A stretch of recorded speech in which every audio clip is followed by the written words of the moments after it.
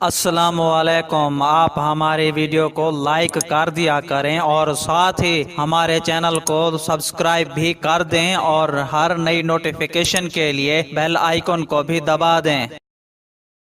Trump نے کہا کہ امریکہ میں بھارتی سرمایہ کاری کا خیر مقدم کرتے ہیں۔ اس کے برعکس مجھ سمیت پاکستانی شہریوں کی وزیر اعظم عمران خان سے توقعات ہیں کہ ٹرمپ سے اس بات کا خوب شکوہ کریں کہ RSS کے انتہا پسند رکن مودی کو ٹرمپ کیسے دوست کہہ سکتا ہے۔ واضح رہے، امریکی صدر ڈونلڈ ٹرمپ نے ہیوسٹن میں بھارتی وزیر اعظم مودی کی تقریب میں شرکت کی اور بھارتی وزیر اعظم کو عظیم دوست بھی قرار دے دیا۔ تقریب میں جانے سے قبل ٹرمپ نے ٹویٹ میں کہا کہ میں ہیوسٹن میں اپنے دوست کے ہمراہ موجود رہوں گا۔ یہ ٹیکساس میں ایک عظیم دن ہوگا۔ تاہم انہوں نے خطاب میں بھی کشمیریوں پر ظلم و تشدد کرنے اور RSS کے رکن مودی کو بہترین دوست قرار دے دیا، جو کہ دنیا بھر کے مسلمانوں اور مظلوم کشمیری عوام کے زخموں پر نمک چھڑکنے کے مترادف ہے۔ امریکی صدر ڈونلڈ ٹرمپ کو دنیا بھر میں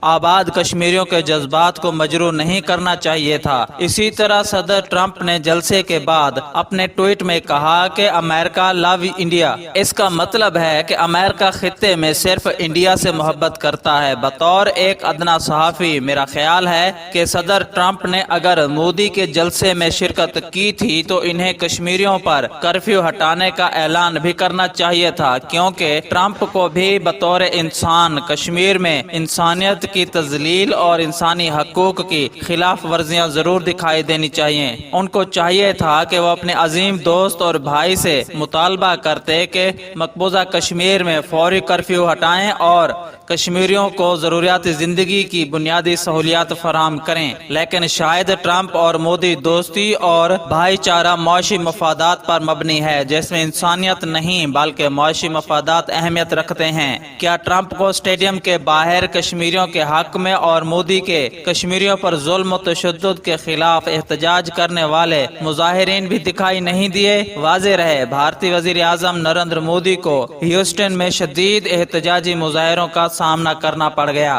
احتجاجی مظاہرین NRG اسٹیڈیم کے باہر کیا گیا۔